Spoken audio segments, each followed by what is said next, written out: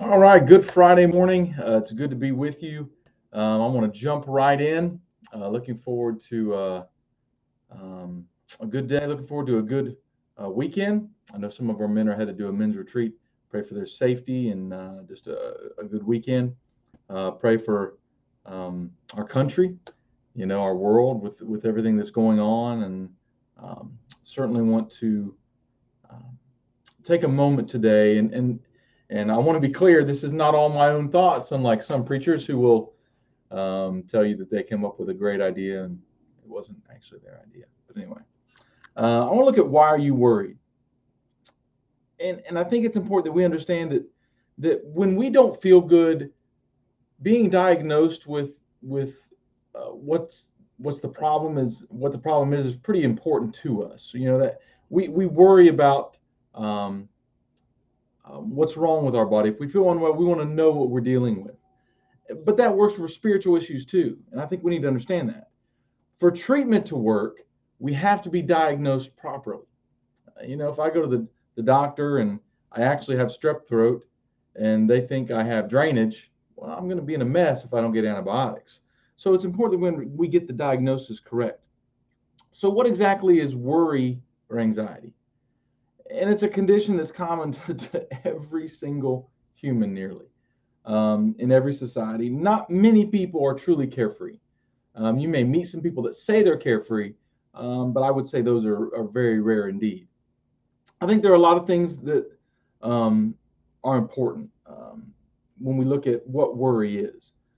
I think the Bible cuts very deep when it comes to this. And that's not to say the Bible ignores or disputes the mental, psychological, historical, environmental aspects of worry, everything that goes along with it. The Bible doesn't ignore those things. The Bible cuts to what it is a deeply spiritual issue.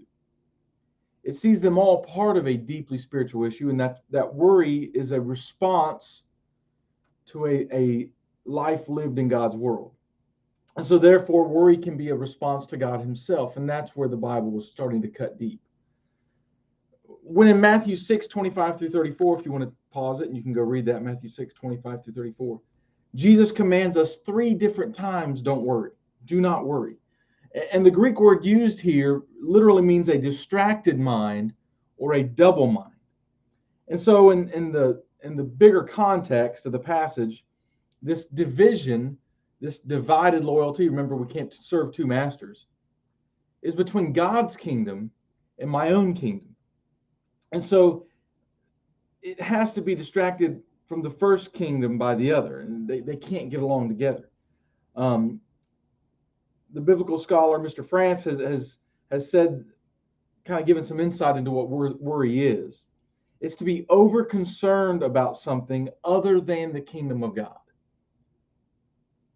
So that's what worry is. It's over concern. Well, that's pretty simple. It's also useful in help telling us what worry isn't. And I think we need to understand what worry isn't. Worry is not the same as concern. And I think sometimes we confuse those two things. If worry is over concern, then it's completely different than concern. It is appropriate to be concerned about things.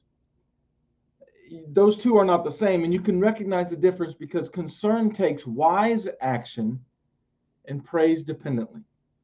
But worry or over concern thinks and acts as though everything is up to you, it's completely out of control, and prays desperately if at all. Over concern is we try to figure it all out. Concern acts wisely. Concern sees the real problems. Concern sees the real danger. I'm not worrying and being over concerned. I've shared this before. If I see my kid playing in the street and go and get him, no, that's legitimate concern. That's not worry. But if I build big walls and sit in my garden, that's a very English word, sit in my front yard and just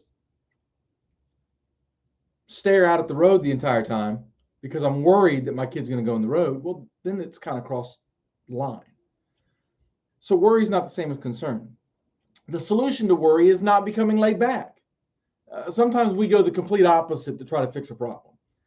The answer to over concern is not under concern, like, oh, well, I don't care anymore. That's not it. The antidote is not being lazy or laid back, and often um, being disengaged, being indifferent. And I like this, and this is from Timothy Lane's book. It says, indifferent can masquerade as godliness when in fact it's not.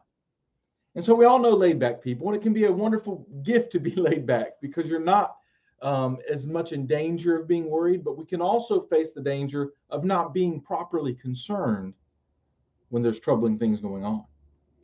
And so it's worth digging below and making sure that we have a proper concern. So the solution to worry is not necessarily becoming laid back.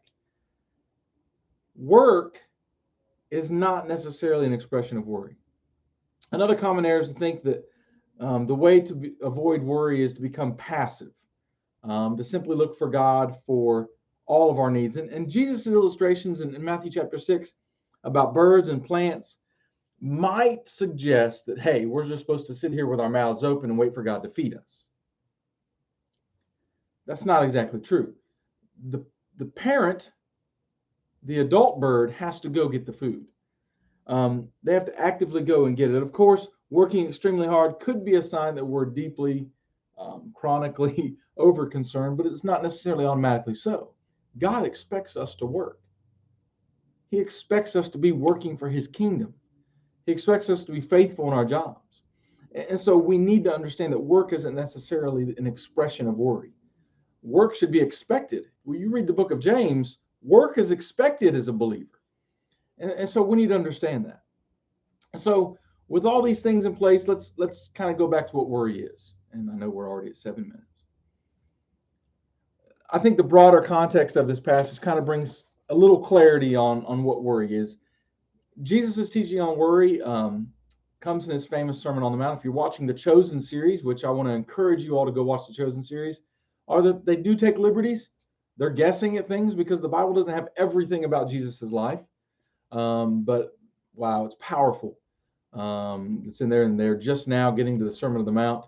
So I want to encourage you, go to the Chosen app, watch the Chosen. It's really, really good. But anyway, Jesus' teaching on worry comes in the Sermon on the Mount with a challenge he's repeatedly giving us is, are you living as if this life is all there is? Or are you living your life for the kingdom of God? And we have to balance those two things. We have to realize we can't have both. So I guess balance isn't the right word here. We can't have both. We can't live as though this life is all that matters, but then also think that we're serving the kingdom of God. Those are two different gods. We can't serve both of them. And so the essence of worry is in attempting to find our ultimate hope, comfort, and meaning in something that's really temporal or fleeting. That's what worry is. And we fall into that trap. And it happens when we treat something in creation as our God. We treat something in creation as something that we rely on it. We seek blessings from it. This world lacks the stability for us to be worry-free. I mean, if you didn't know that by last year, you know it now. There's no stability here. Every single generation that has lived on this earth has realized at some point there is no stability to be found here. You know, we may say, well, this generation before us had it easier. Did they? The people who had to go to Vietnam had it easier. The people who had to go to World War II had it easier. The people who had to go to World War I had it easier. The people who lived through the Depression had it easier. No, they didn't have it easier. They realized stability cannot be found in this world. It can only be found in God.